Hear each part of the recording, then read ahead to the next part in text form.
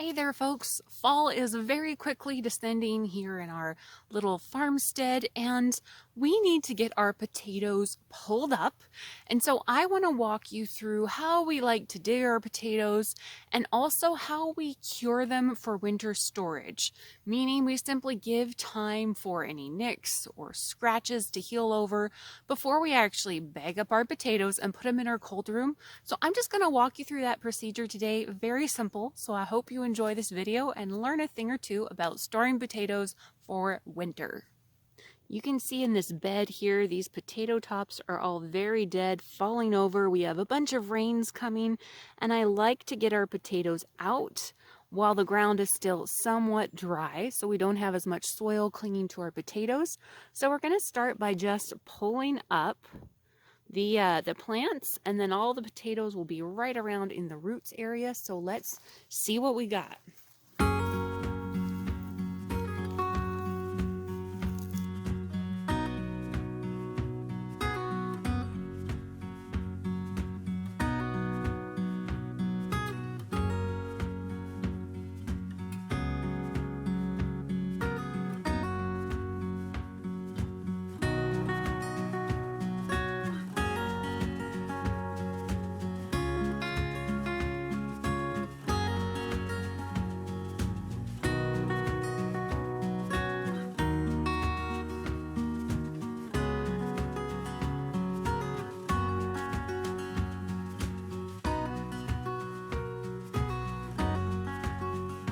All right, there is our harvest from this particular bed. Not a ton, but we've still got my competitor. We've still got 1, 2, 3 more beds over here, and then a bunch more over the way. And this is how we transport them in a wheelbarrow.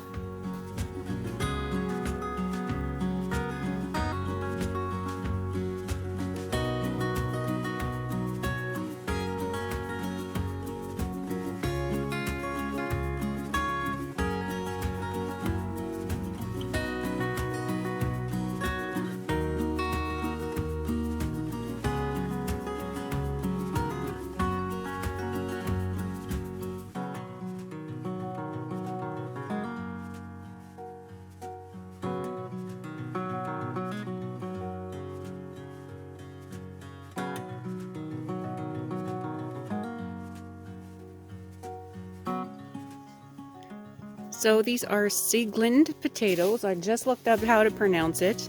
And some of these did really well. Some of our further out beds didn't do so good, but I'm really happy with these compared to our Warba potatoes, which are kind of gnarly and knobby and a lot of growth on the peel. I'm not sure what that's about, but I'm definitely very happy with this variety. All of our potatoes have been harvested, scabby or not, and we're going to take them in now and show you what we call a curing process. So basically we bring our potatoes inside where it's a little warmer, and we just let them sit out at room temperature for 2 to 3 weeks, and they will naturally on their own heal over any scratches or little scrapes that they got when they were being harvested. This helps them last longer in storage. As you know, probably the peel of a potato protects the flesh. If the flesh gets exposed to oxygen, the potato is more likely to rot sooner. And so we like to do this little process. It's kind of messy, but we think it's worth it because we want our potatoes to last all winter long so we can eat them. So there's a few things though you need to look for. The first thing when you're curing potatoes is that you need a dark room.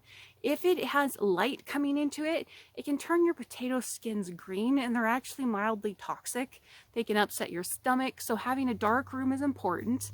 The other thing you want to do is make sure it has semi-decent airflow. You don't want it to be really stale in that space, so a bedroom with a window or a cold room or a mud room where the door is being opened at least a couple times a day, that is ideal. And then if you are spreading your potatoes out to cure, let's say in a bedroom or somewhere where you're worried about the flooring, go ahead and put down an old bed sheet or some sort of drop cloth. That will help contain the dirt, and if a potato starts rotting, you can usually spot it faster on a cloth than you can if they're just sitting directly on, let's say, hardwood or laminate flooring. So those are some recommendations for you. You'll see here in our bedroom, we have an old sheet that we put down. It's a wonderful way to keep all the dirt in one spot.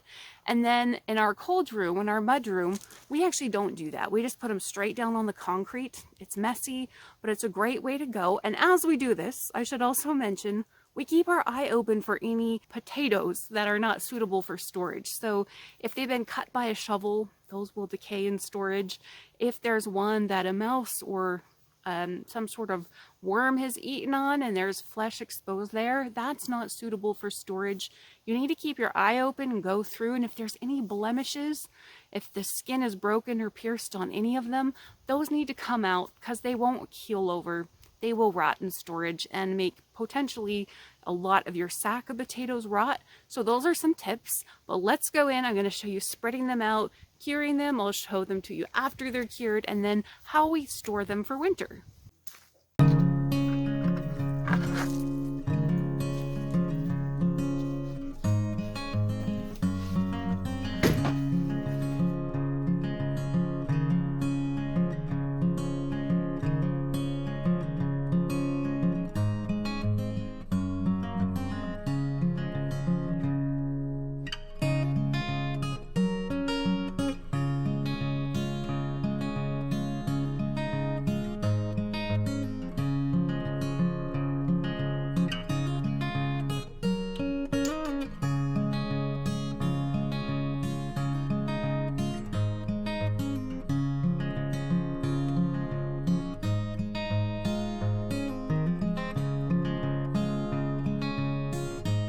What you got there? 3 potatoes that just ain't right. This one, it's a rock. This one, it's been cut, so we're gonna have to put this aside. We can use it right away. This guy, it's hollow. Something's oh my goodness. eating the whole thing right inside out. Wow. Rotten as can be. Alright folks, at this point our potatoes have been curing for about 3 weeks. Now normally I like to aim for 10 to 14 days, but life happens, and the good news is it's not, the timeline isn't super specific. If you have to leave them for a little longer than you normally do, that's okay. So you know your potatoes are done when they look dry, when you can brush the dirt off of them. Give them at least 10 days. And in that time, if your home is semi-warm, they should have healed over any of the little scratches and nicks and bruises that they got when you were storing them. So these potatoes are ready to go to be bagged. I'll show you how we do that there, but I just want to give you one more quick tip. As you're bagging up your potatoes, keep your eye open for any bad spots you may have missed in them.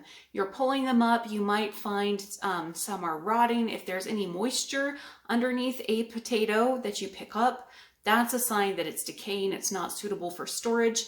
And then of course, if you find anything else, this potato got nicked by a shovel, you can see. If you come across ones like this, even though they're dried out, I still don't put those into storage. I put them directly into the kitchen and we use them up ASAP, all right? So they're ready. Let me go show you bagging them up and show you where we store them and how we store them. And spoiler alert, it's nothing fancy. We simply sack them up and shove them in the cold room. So come along with me and we will finish up this project. All right, so the potatoes are ready to be bagged, and here's how we do it. Do you want to explain to them? Sure. All we're doing is using these plastic sandbags. Then I'm going to go through some of these smaller ones. I'm not going to put in storage. We'll eat them right away. But the rest of the bigger ones, as long as they look like they're in good shape, they'll go into storage. But if they're cut or going soft, we'll try to eat them up right away.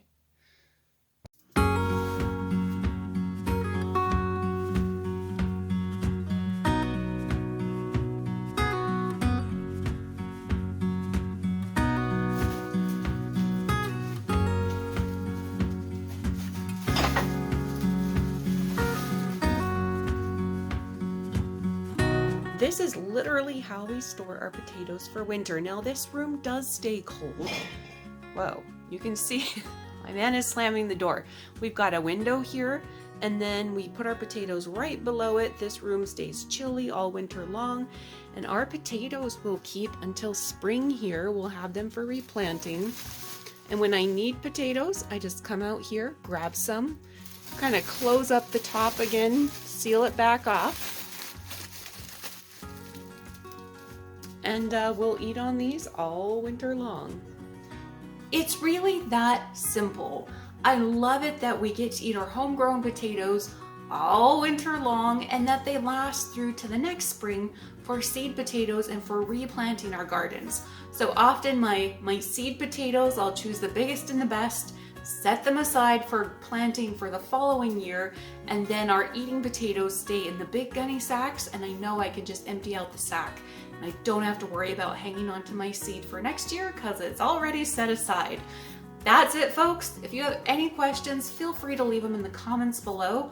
My name is Autumn Rose. You can find me on my blog, atraditionallife.com, or you can just follow along on my YouTube channel, which is A Traditional Life as well. All right, folks. We'll see you next time.